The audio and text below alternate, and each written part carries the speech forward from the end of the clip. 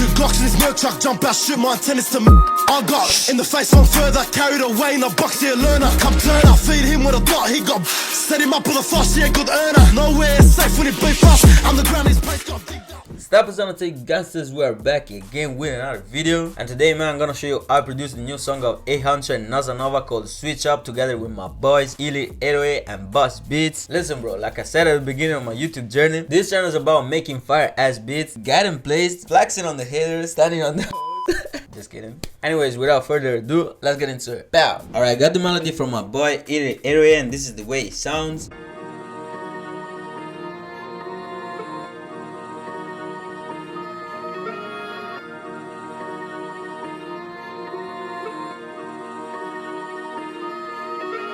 Alright, so as first element I started with the basic counter snare, which sounds like this, and this is the piano roll of it.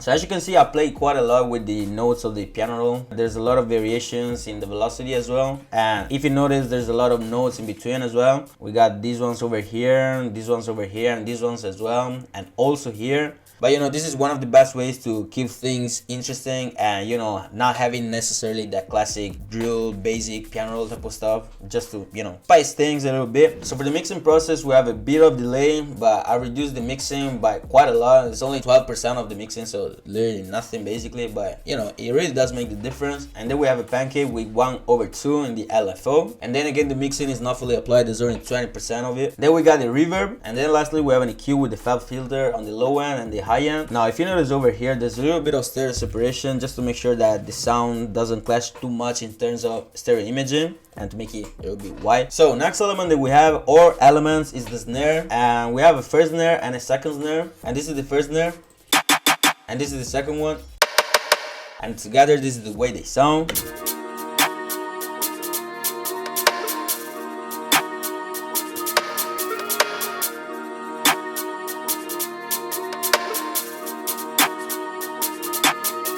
So as you can notice from the first snare, I've only played it literally on the first, the third, the fifth, and the 7th bar basically, and then here, just to give it a little bit of variation, I've also put it on the 8th bar just to give space for the second snare, which is a little bit different in terms of piano roll. As in, like for example, here you can see that I played it twice, and then here 3 times, and then here 2 times and 2 times again. So basically what I did here was to have the same classic drill hit of the snare, but then also using it more like almost kind of a perk type of stuff, because as you can see here, this note of the snare is not really hitting very high in terms of velocity. It is really low, and it kind of plays more as a perk. As you can see here, the velocity is low and it goes like this. You know, it kind of gives the initial attack before the actual hit of the snare, if that makes any sense. And then we have it here on the 4th bar, but in this case it plays 3 times.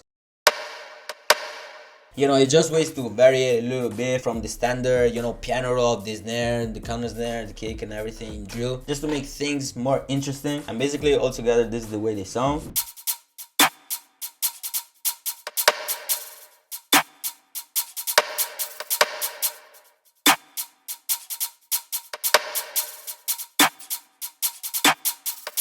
So for the mixing of both snares, we have a camel crusher, an EQ on the low end and the high end like always, and then a tiny bit of reverb, only 9% of it. Alright, next element that I put is the kick, which sounds like this.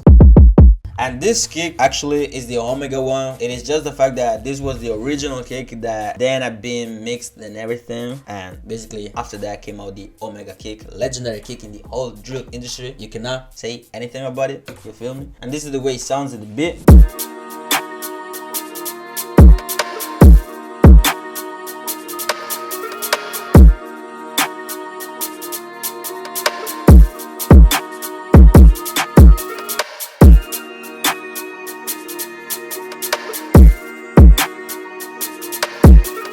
So as you can see from the piano roll, the beat really started pretty quiet, calm and collected, but by the end of the 7th bar, I started to make it more energetic with more hits of the kick. You know, just a cool way to kind of escalate the energy of the beat. At least that's the way I like making my own beats, and that's the reason why they slap hard. You know what I'm saying? Now, super important element that I put is the snuff. You know guys, you know me, I like putting the snuff, and yeah, basically that's the way it sounds.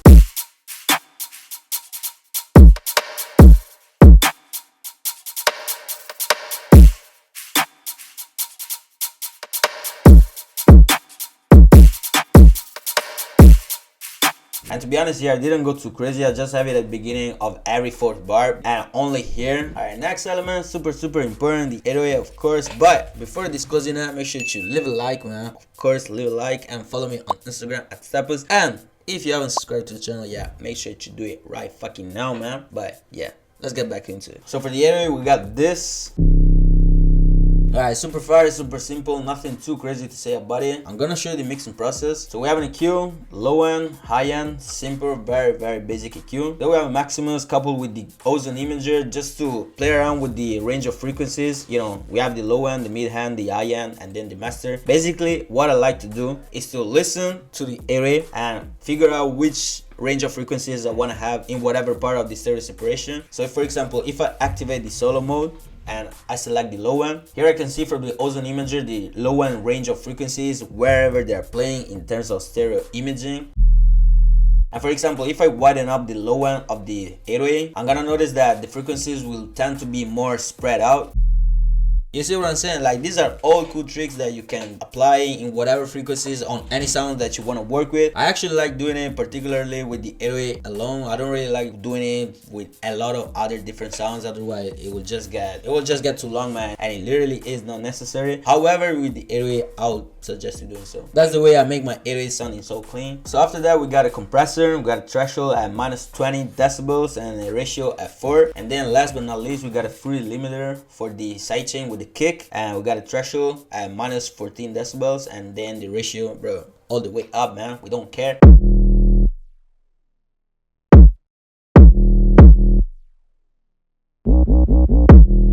One thing that I forgot to mention about the Maximus is that I play around with each frequency range. So whereas it is low end, mid end, and high end, and the master as well, if I'm not satisfied with the sound of the 808. So this is the piano roll of the 808.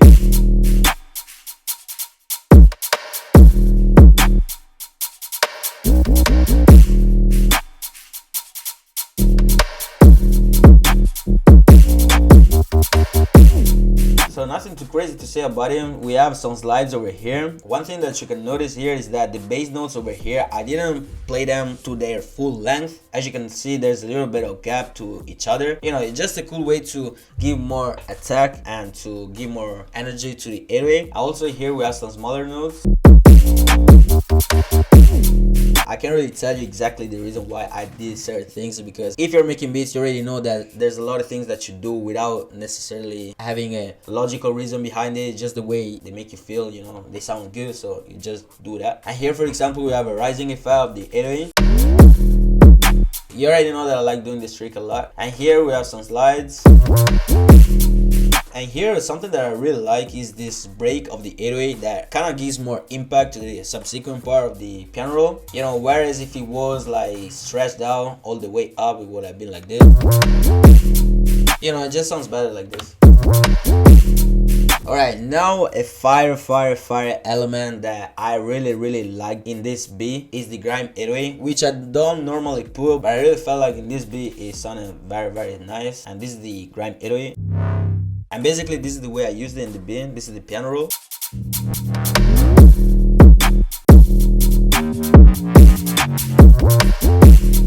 You know, it really complements the 808 and it's very fire. Now at this point the structure of the beat was done, and this is the result so far.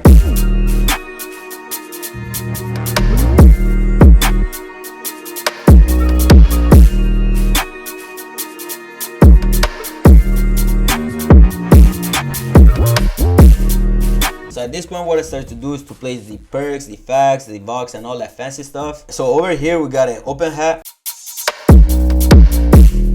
And then over here we have a tiny small detail, which is a triangle perk. Yeah, like I always say, these tiny details are actually things that make your beats stand out from the crowd, I promise you. This is the reason why it got plays, you feel me? And then we have this perk over here. Now if we move a little bit down, we can see that we have plenty of effects. They are literally risers and shots basically. So we got a riser over here with the shots. Then we have this effect from Pandora. This riser. And these are basically the effects that I use for the pre-attack of the beat. you know, they really give that further impact to the beat. And then throughout the beat we have some further risers such as this one. Then by the end of the 7th bar we got a gunshot effect, we got a riser, some shots, and another riser with another impact over here. And basically this is the way it sounds.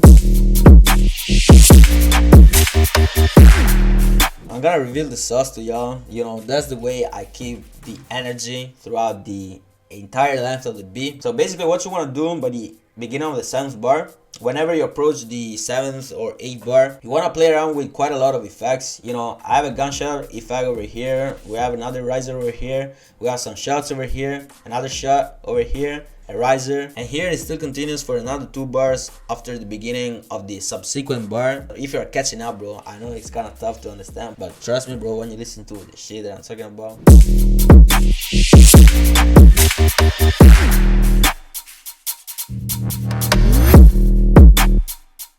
Like you see all these effects all together, the first ones that we have from the old bar, especially these ones here, and then the other ones that we have from the beginning of the next bar, together with also the grind 808, they make the beat really impactful. And I can guarantee you that if I didn't put all these elements, the beat will sound very dry. And this is basically the same thing that I did for the end of the next 8 bars. The only difference here is that we have a Vox which sounds like this.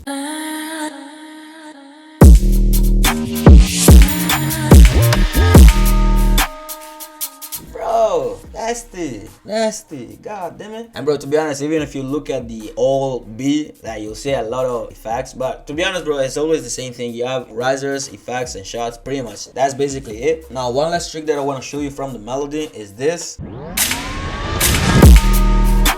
Now if you notice, the melody in this particular part kind of seems to be playing reversed, and I'm gonna show you how you can do this cool effect. So basically what you want to do, first things first, you want to select the area in which you're interested in. After doing that, you want to go over the gross beat and you want to select the preset momentary and you go over vinyl on.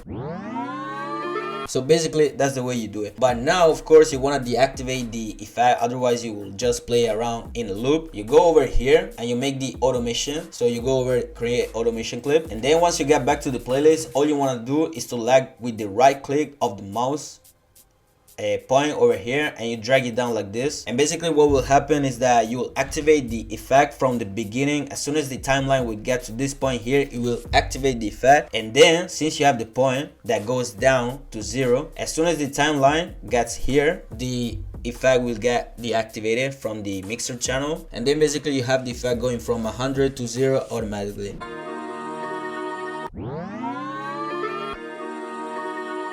You see what I'm saying? So now you know, bro.